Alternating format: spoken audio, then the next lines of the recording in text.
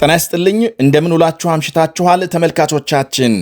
በኢራንና አሜሪካ መካከል አዲስ ውዝግብ መነሳቱ እየተነገረ ሲሆን አሜሪካም ቴሄራን በአፋጣኝ ከስምምነት ካልደረሰች ከባድ እርምጃ እንደምትወስድ ዛሬ አስጠንቅቃለች። እውን አሜሪካም ኢራን ላይ ጥቃት ከፈጸመች ምን ሊፈጠር ይችላል? ወታደራዊና የፖለቲካ ተንታኞችን ምላሽ በዝርዝር እንመለከታለን።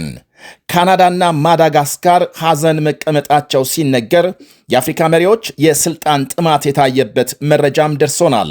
ሌሎችም አሉን። በላይ በቀለ ነኝ። አብራችሁን እንድትቆዩ ጋብዛለሁ። በነገራችን ላይ ሁልጊዜ ለምትሰጡኝ ድጋፍ ከልብ እያመሰገንኩ ተጨማሪ አስተያየትና ጥቆማ ሲኖራችሁ በገጹ ላይ በተቀመጠው ስልክ ቁጥር ደውሉልኝ። በድጋሚ አመሰግናለሁ።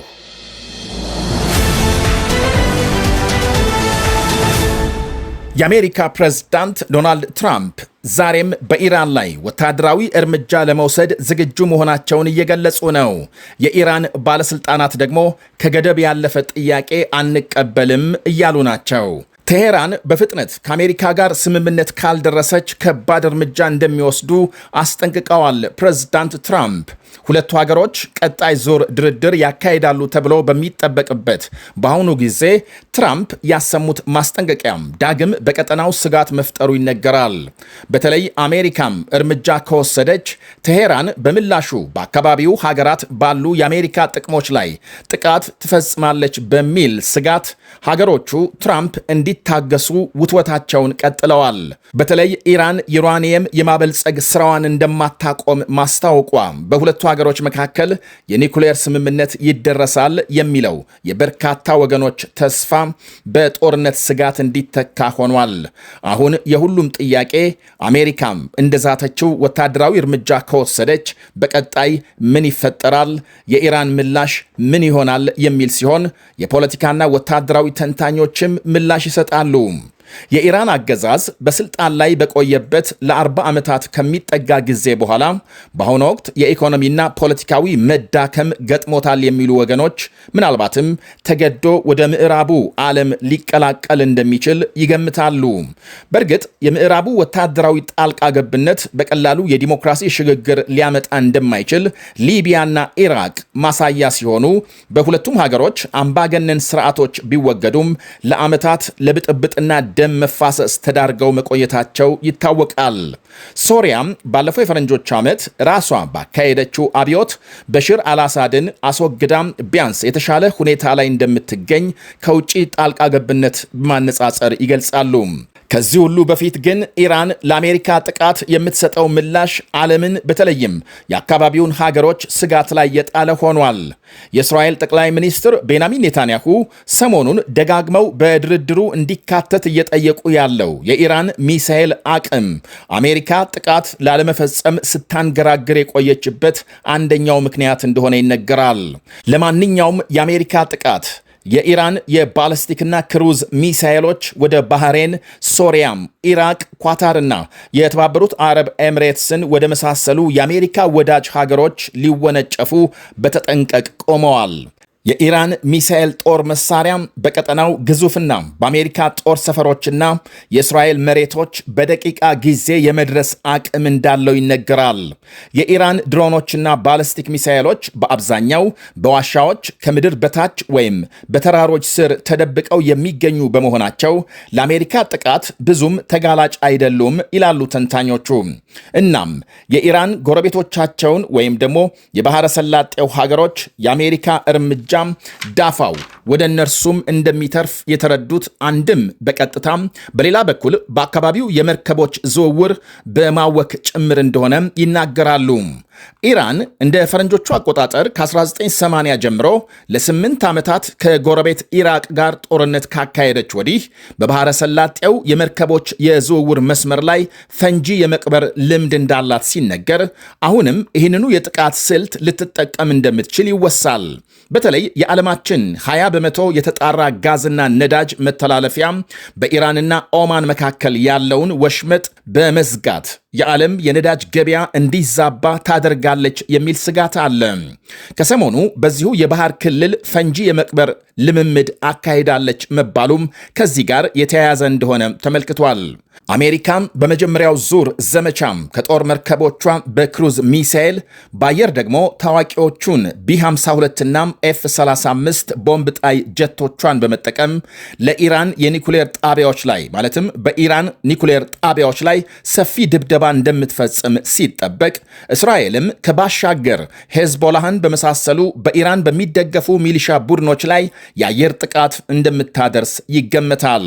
ጠላትህን ሳይቀድምህ ቅደመው በሚለው የእስራኤል መርህ መሰረት ሄዝቦላህ ከሊባኖስ፣ የሁቲ ቡድን ከየመን፣ የሺያ ሚሊሻዎች ከኢራቅና ሶሪያ በእስራኤል በአሜሪካ ኤምባሲዎችና በነዳጅ መሠረተ ልማቶች ላይ ጥቃት ለመፈጸም የቴሄራንን ትዕዛዝ ይጠብቃሉ። አንድ የአሜሪካ የቀድሞ ባህር ኃይል ወታደር ብዙ ሆኖ በአንድ ጊዜ ጥቃት የመክፈት የኢራን የውጊያ ስልት ሁሌም እንደሚያስፈራው ይገልጻል። ከፍተኛ ፍንዳታ የሚያደርሱ ድሮኖችና ፈጣን ተዋጊ ጀልባዎችን በጅምላ በማሰማራት በአሜሪካ መርከብ ላይ የውርጅብኝ ጥቃት ቢያደርሱ በአንድ ጊዜ ሁሉንም መጥቶ ለመጣል አዳጋች እንደሆነ ጠቅሷል። ከኢራን የባህር ኃይል አዛዦች የተወሰኑት ባለፈው የንጉሱ ዘመን አሜሪካ ውስጥ የሰለጠኑ ናቸው ይባላል። የኢራን የጅምላ ጥቃት ተሳክቶ የአሜሪካ ጦር መርከብ ቢሰጥም ወይም ደግሞ ወታደሮቹ ቢሞቱና በሕይወት ተርፈው ቢማረኩ ለአሜሪካ ትልቅ ውርደት ነው ይላል የቀድሞው ወታደር። እንደ ፈረንጆቹ አቆጣጠር 2000 ላይ $1 ቢሊዮን የሚገመተው የአሜሪካ ጦር መርከብ በኤደን ባህረ ሰላጤ አልቃይዳ በፈጸመው የአጥፍቶ ጠፊ ጥቃት ከጥቅም ውጪ ስትሆን 17 የአሜሪካ ባህር ኃይል ወታደሮች መገደላቸው ይታወሳል።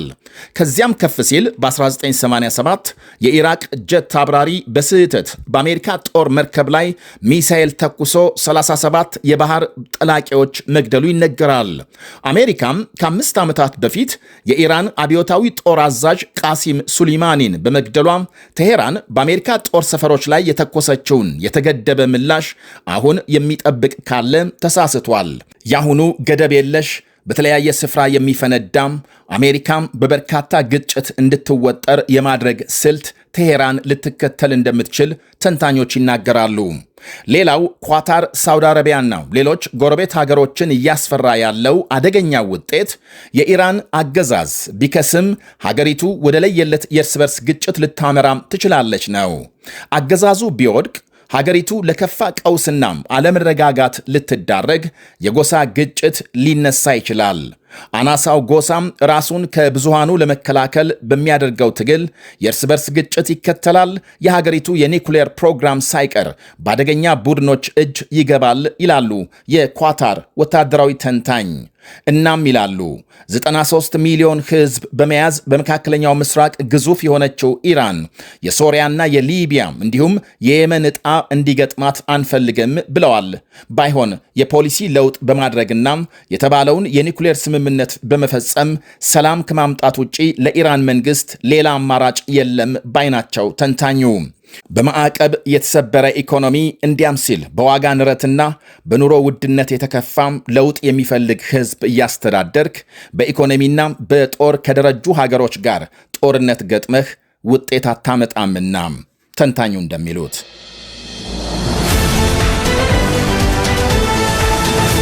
በካናዳ በአንድ ሁለተኛ ደረጃ ትምህርት ቤት በተፈጸመ ጥቃት 10 የሚደርሱ ሰዎች ሲገደሉ ከ20 በላይ መቁሰላቸው ተነገረ። ከቫንኩቨር 400 ማይልስ ርቀት ላይ በሚገኝ ትምህርት ቤት አንዲት ሴት ተኩስ ከፍታም ግድያውን ከፈጸመች በኋላም ራሷን አጥፍታለች ነው የተባለው። የገዳይና የሟቾች ስምና ማንነት እስካሁን አልተገለጸም። ጥቃት መፈጸሙን ተከትሎ የሀገሪቱ ጠቅላይ ሚኒስትር ማርክ ካርኒ ለስብሰባ ወደ ጀርመን ሊያደርጉ የነበረውን ጉዞ ሰርዘው የሟች ቤተሰቦችን እያጽናኑ ናቸው ተብሏል። ካናዳም ሐዘን ተቀምጣለች ብለዋል ጠቅላይ ሚኒስትሩ። ፈረንሳይ፣ ጀርመንና ዩክሬንን ጨምሮ የበርካታ ሀገራት መሪዎች የሐዘን መግለጫም እየላኩ መሆናቸውን ዘገቦች አመልክተዋል። ማዳጋስካርን በመታው ከባድ አውሎ ነፋስ ደግሞ በጥቂቱ 20 ሰዎች መሞታቸው ተነግሯል። አብዛኞቹ ሟቾች አውሎ ነፋሱ ቤታቸውን የደረመሰባቸው የአንዲት ከተማ ነዋሪዎች ናቸው ተብሏል። በሰዓት 250 ኪሎ ሜትር የሚጓዘው አውሎ ነፋስ ባለፈባቸው ከተሞች ቤቶችና ከፍተኛ የንብረት ውድመት ማድረሱ ታውቋል። የዚምባብዌ ሚኒስትሮች ምክር ቤት የ83 ዓመቱ የሀገሪቱ ፕሬዝዳንት ኤመርሰን ማናንጋዋ ቢያንስ ለሚቀጥሉት 4 ዓመታት ስልጣን ላይ እንዲቆዩ የሚፈቅድ አዲስ ረቂቅ ሕግ አጸደቀም። አዲሱ ረቂቅ ሕግ ፕሬዝዳንቶች በምርጫ ሳይሆን በምክር ቤት አባላት እንዲመረጡና 7 ዓመታት ላሉት የሁለት ስልጣን ዘመን እንዲያገለግሉ ይፈቅዳል።